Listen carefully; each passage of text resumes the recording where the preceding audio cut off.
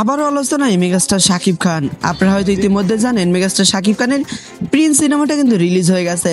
আর এই সিনেমাটা রিলিজ হওয়ার পর থেকেই যেন নানা নাটকীয়তায় ভরে গেছে গণমাধ্যমগুলো। হাজারো প্রশ্ন শাকিব খানকে নিয়ে, হাজারো তার উত্তর।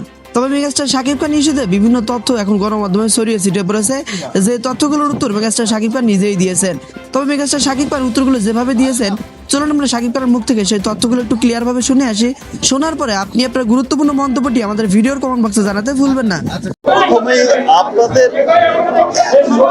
এত ধন্যবাদ দিতে চাই, এত কৃতজ্ঞতা প্রকাশ করতে চাই।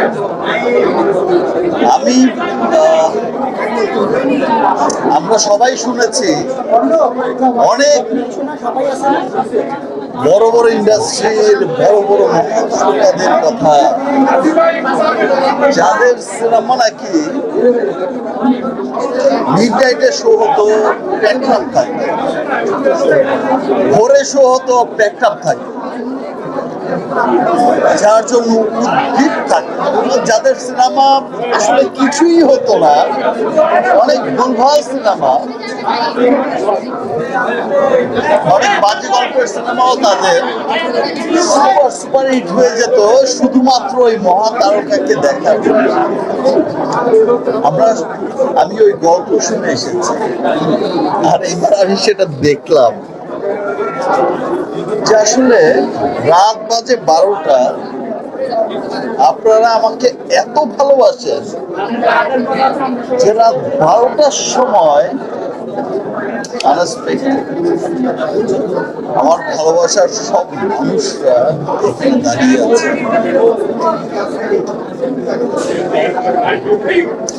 হ্যাঁ, আমি এইটুকু মানছি যে প্রিন্স টিম পরিপূর্ণ ছবি আপনাদেরকে দিতে পারেনি, দেশের মানুষের কাছে পৌঁছতে পারেনি। বাট বিশ্বাস করেন যে এর কোনো কমতি ছিল না আমাদের।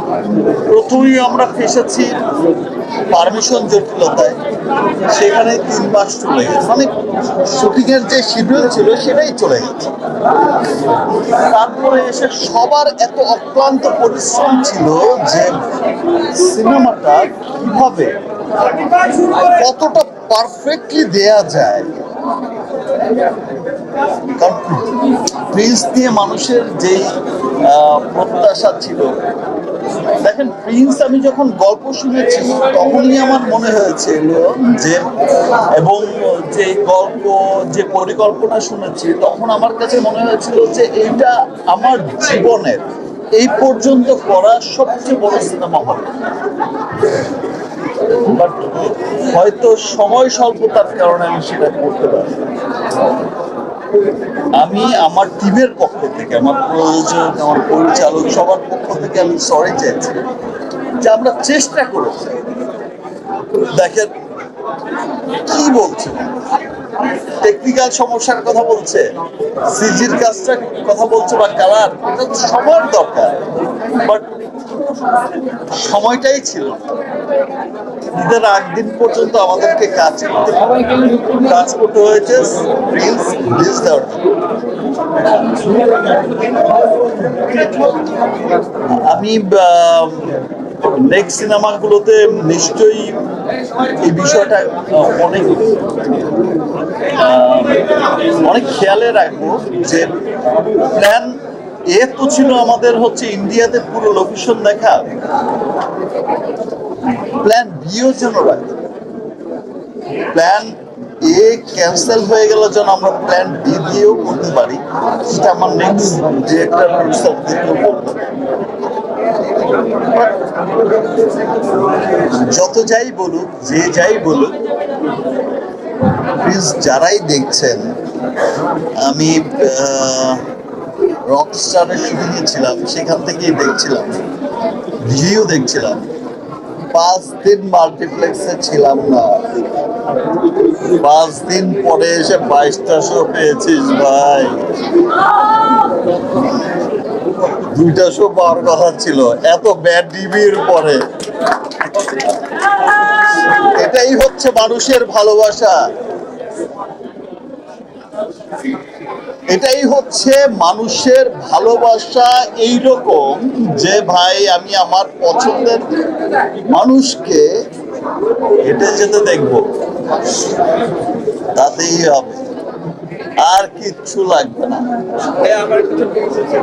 আর এই সিনেমায় দেখো, আমার আরেকটা কি কেমন ছিল, আমি খুব এক্সাইটেড ছিলাম, ফারিন, ওরে মাই গড কি সুন্দর নায়িকা, আমি তো খুব এক্সাইটেড ছিলাম যে আমার দিলরুবা। তারপর আমার একটা নায়িকার তো শুট হয়নি, মিলি, আর আরেকজন তো পরি ফাটিয়েই দিয়েছে, পরি গান শুনি এখন। আমি সাকিবিয়ানদের উদ্দেশ্যে না, শুধু আমি আমার দেশের মানুষের কাছে, সাকিবিয়ানদের কাছে তো আমি সারা জীবনই কৃতজ্ঞ থাকি।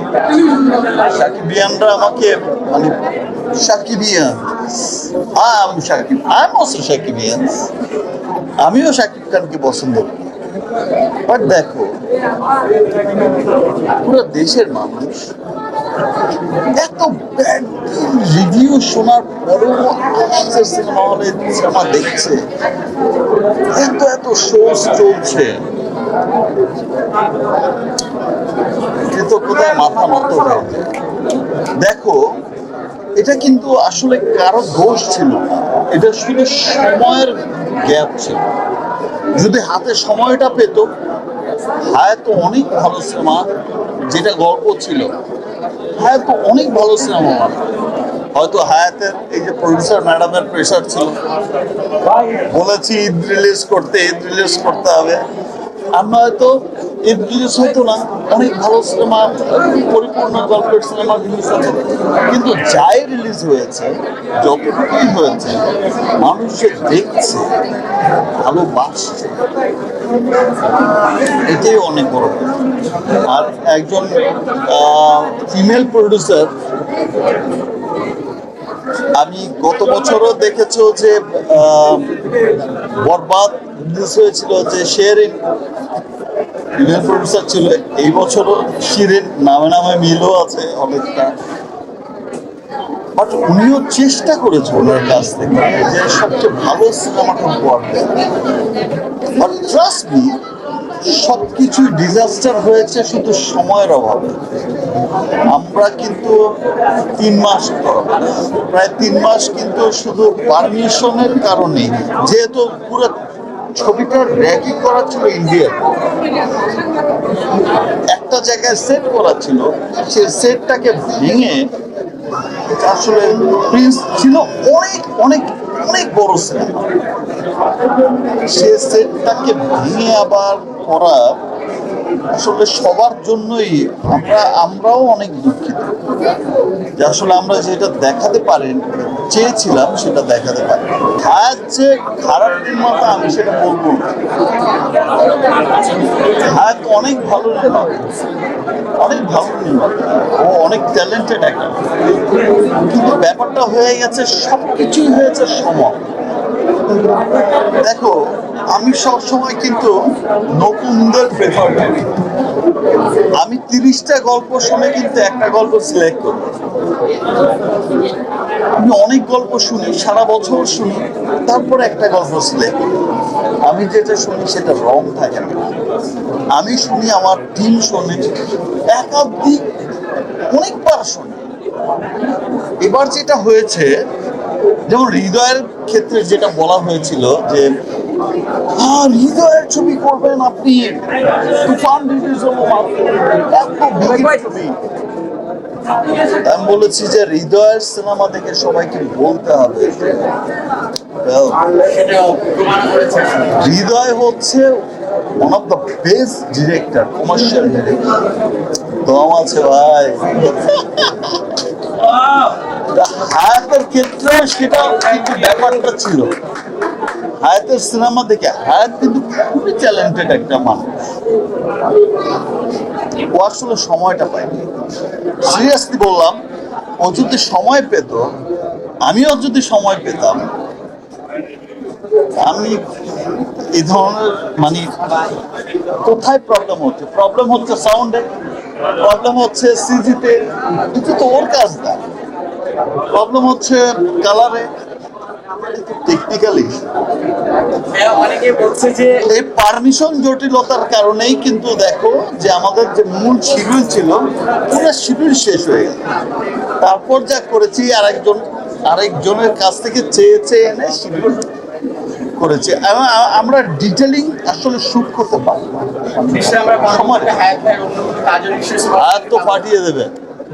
নিশ্চয়ই মানে অনেকে সন্দেহ করছিল এবং বলছিল আসলে শাকিব খানের পরবর্তী কাজ হায়াতের সঙ্গে না হওয়ার জন্য কেন হবে? নিশ্চয়ই, সেটা আরো ভালো করে কোর্স হবে। আমি হায়াতকে দেখেছি, আমি আমার কাছ থেকে দেখেছি, অনেক ভালো ছেলে, খুব ট্যালেন্টেড একটা মানুষ। দেখো, এটা আমরাই বুঝে গেছি। আমার প্রথম কোন সিনেমা যেটার আমার শুট করতে হয়েছে ঈদের আগের দিন পর্যন্ত, গান শুট করতে হয়েছে।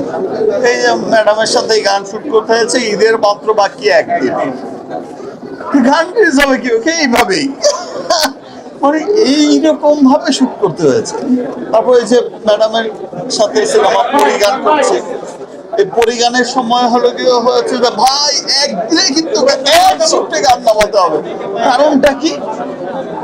টাইম তো নেই, গান তো রিলিজ তো করতে হবে। তো একদিনের গান, ম্যাডামের গান তো ম্যাডাম তো পড়েই হয়ে গেছে। ব্যক্তি শাকিব খান, তারকা শাকিব খানকে শুধু একটা কথাই বলে যে I love you।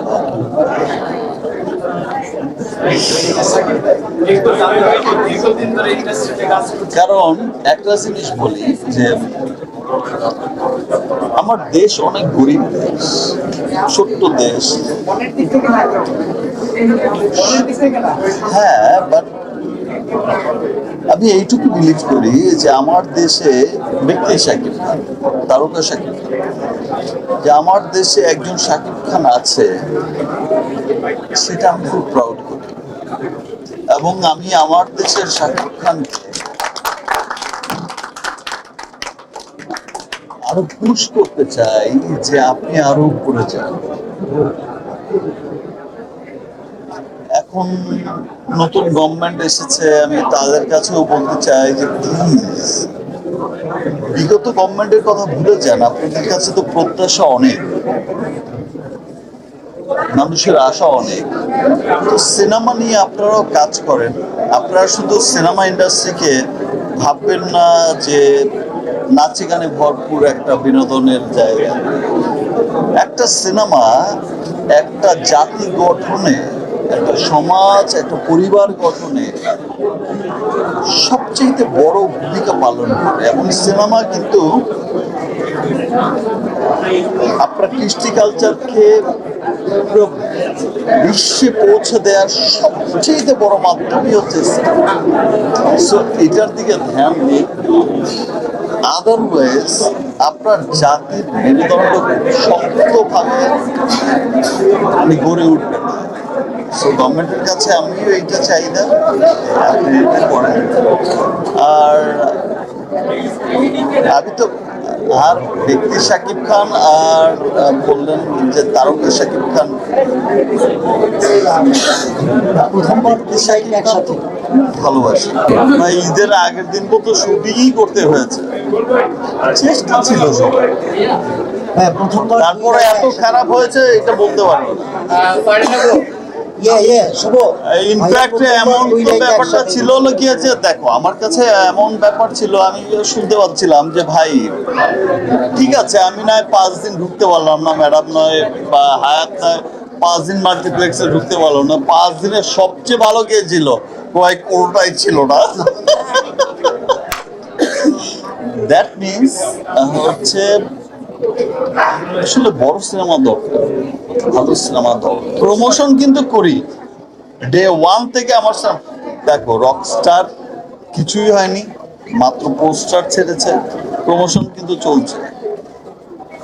এটা বলতে পারবেন না যে প্রমোশন হয় না, প্রমোশন হচ্ছে।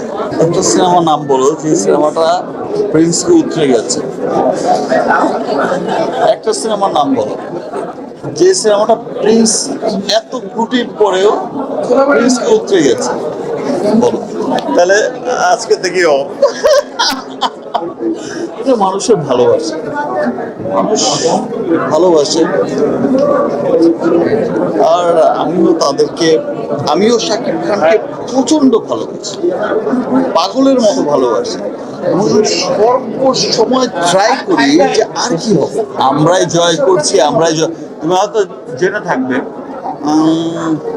দুবাইয়ের গোল্ডেন ভিসা যে আমি পেয়েছি, আমি কিন্তু বাংলাদেশের হিসেবে পাইনি, আমি হচ্ছে বাংলার সবচেয়ে বড় স্টার হিসেবে পেয়েছি। ফাইন, বাংলাকে আই থিঙ্ক লিড করে হচ্ছে পুরো পৃথিবীতে বাংলাদেশ, বাংলা ভাষাভাষী।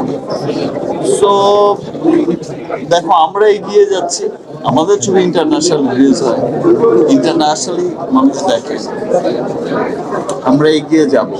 আর এই ছোটখাটো ভুল থেকে তোমরা সবাই একটু একটু ধাক্কা থেকে এত কেন ডিজাস্টার হয়ে যাও বা এত কেন নিরাশ হয়ে যাও, আমি বুঝি না। ছোটখাটো ভুল মানুষের জীবনে আসে বা ধাক্কা আসে, যেটা মানুষকে আরো সামনে নিয়ে যায়, মানুষকে চিন্তা করতে শেখায় যে না, আমাকে আরো ভালো কিছু করতে হবে, এই ভুলগুলো শুধরাতে হবে। আমরা এত ভালো করব যা আমার পেছনের জীবনে দেখনি, ইনশাল্লাহ সামনের জীবনে দেখবে।